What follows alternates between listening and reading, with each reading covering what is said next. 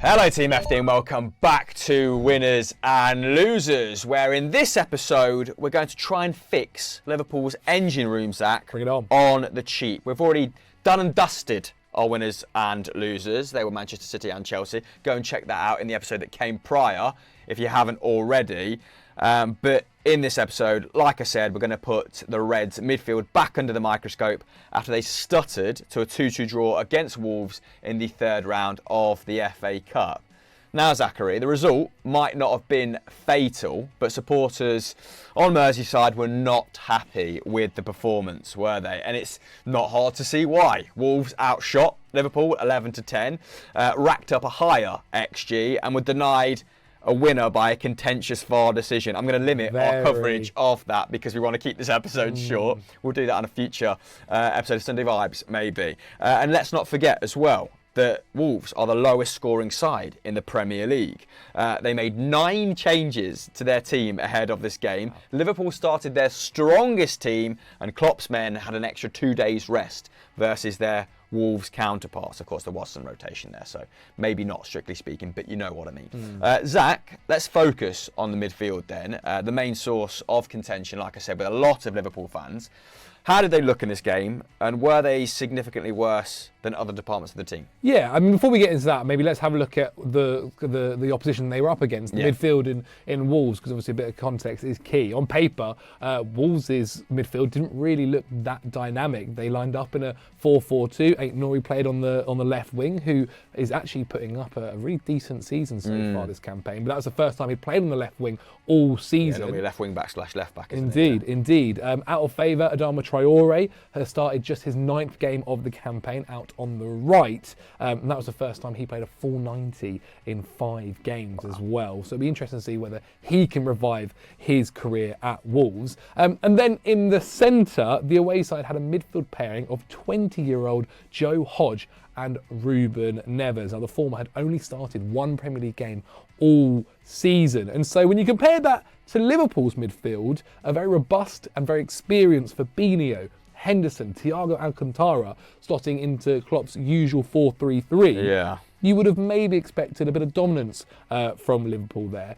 Now, actually, by the end of the game, only Thiago ended it. He came off at full time, obviously, with Henderson and Fabinho being substituted. Hauled off, which I think speaks volumes for sure.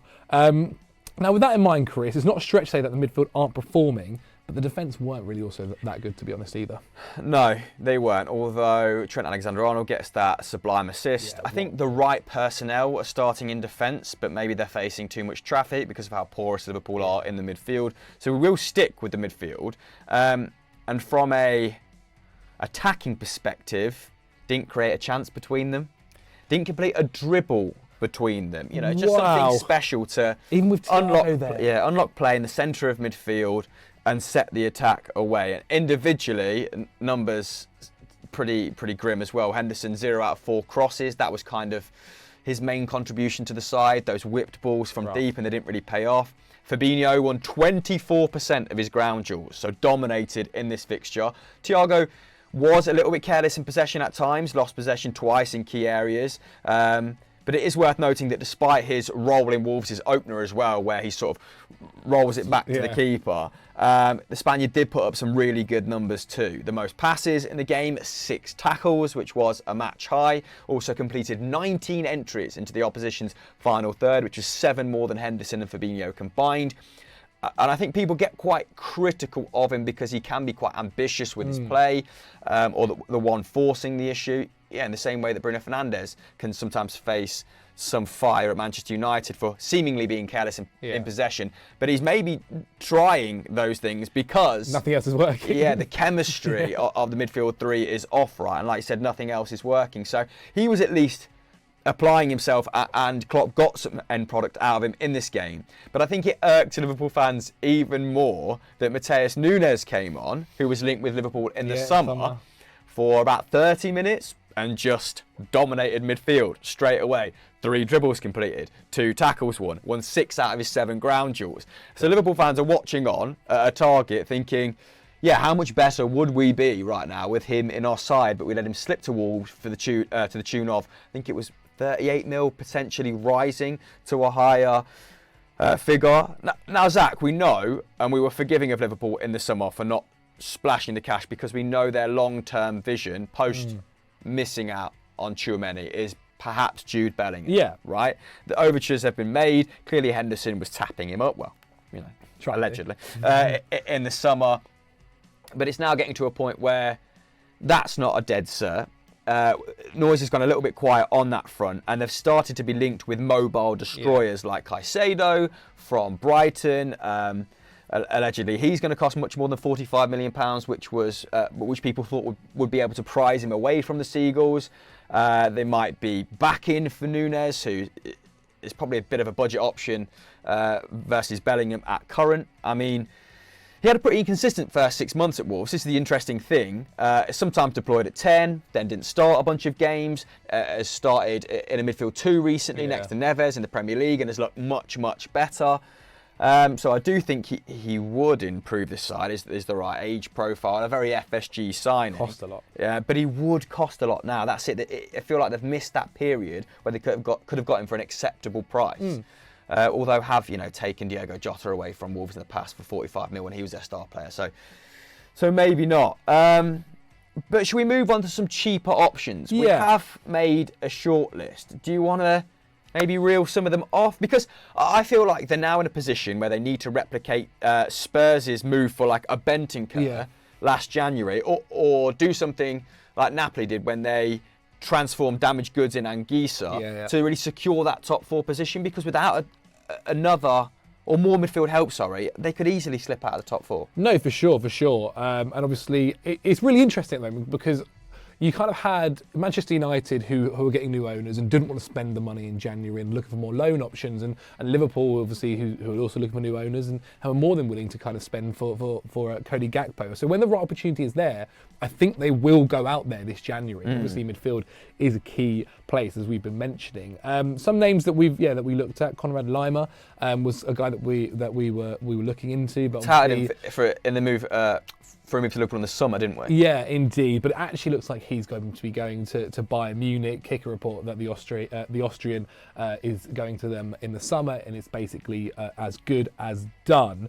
He's only just coming back from an injury, but that could then open up an option for maybe a Sabitzer in the summer, or even, I don't think they would sell him, but a loan move for a season for Gravenberch too, a guy who hasn't featured as much as maybe he would have been liking to. Had a stellar season last campaign with Ajax, and obviously went to Bayern Munich, and things haven't been quite working out exactly how he would have hoped.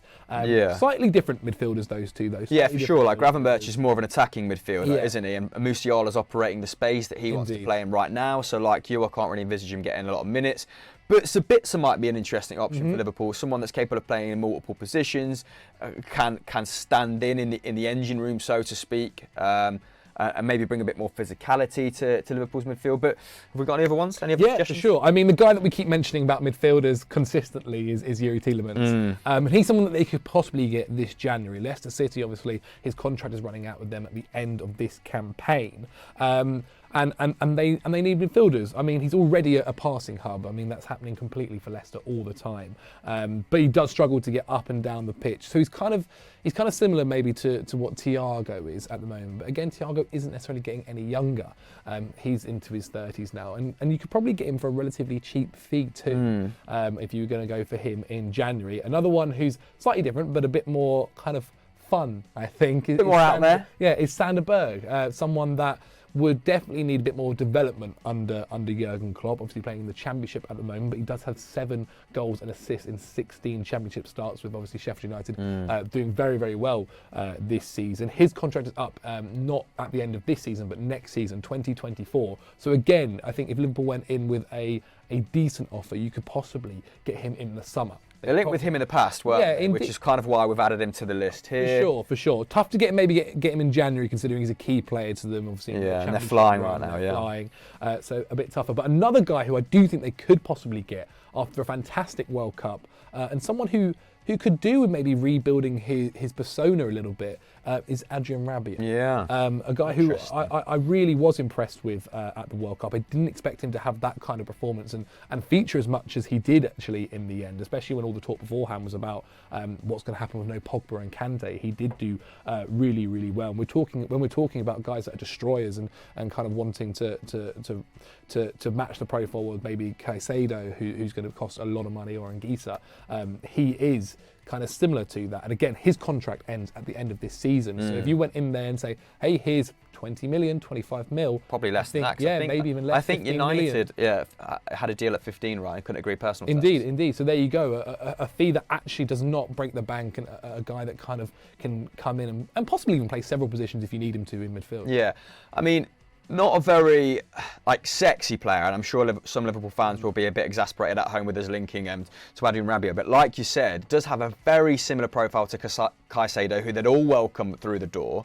A budget option, and we are looking for a bit of a water carrier here, maybe in the form of Wijnaldum, and that's a bit of a reductive term, because Wijnaldum as a player could also join in with play, good ball circulation, like really good match intelligence, just knew where to be in transition as well from like an attacking and a defensive standpoint. And maybe Adrian Rabiot, I mean, he's added an attacking string to his bow this season, actually. But yeah, so maybe he doesn't have the same impression going forward, but definitely just adds legs and athleticism to that midfield. And that is, when you look at the composition of it right now, what they are desperately lacking. And if it's one of those things where, needs must right now, I think if you spent 15 mil on Rabiot, it significantly enhances their chances of securing a top 4 berth.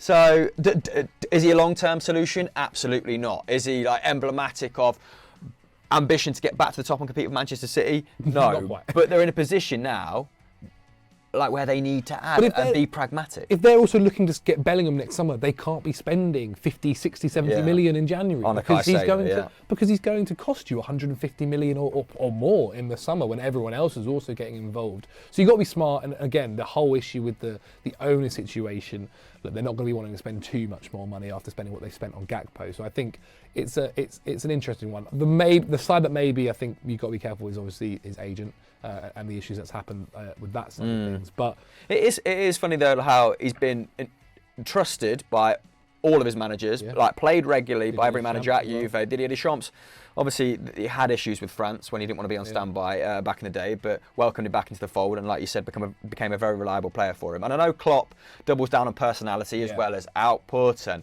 ability, so maybe there would be some reservations there. But there's some reservations about securing a top 4 place. Indeed. So yeah. Anyway, mixed reports as to how active the club are looking to be in this January transfer market. Fabrizio Romano saying they want to add 2 midfielders across the winter and upcoming summer windows, so covering his bases there. With the Liverpool Echo saying it's unlikely that any further moves will be made unless, another Arthur Melo deal can be. Oh my goodness! You forget he's there. Drawn up, yeah. I mean, I can see why they took that gamble. It hasn't paid off. We move on. I won't be too critical of that, but. Team, we're interested in hearing your suggestions back home as to how Liverpool can fix their midfield on a budget. What do you think of ours? Hit me up in the comments and I will reply in the first hour. Zach, have we got anything else to plug across Football Daily or Football Daily? Well, if you've not watched Sunday Vibes, and check that out, that went live yesterday. The boys were talking about the Premier League and football, so check that out. Well, very much on this topic, how to fix various things in the winter window. Indeed. Chelsea, Liverpool were mentioned, Manchester United, all of that. And then also check us out on Snapchat, Twitter, Instagram for your footballing needs. There we go. See you later.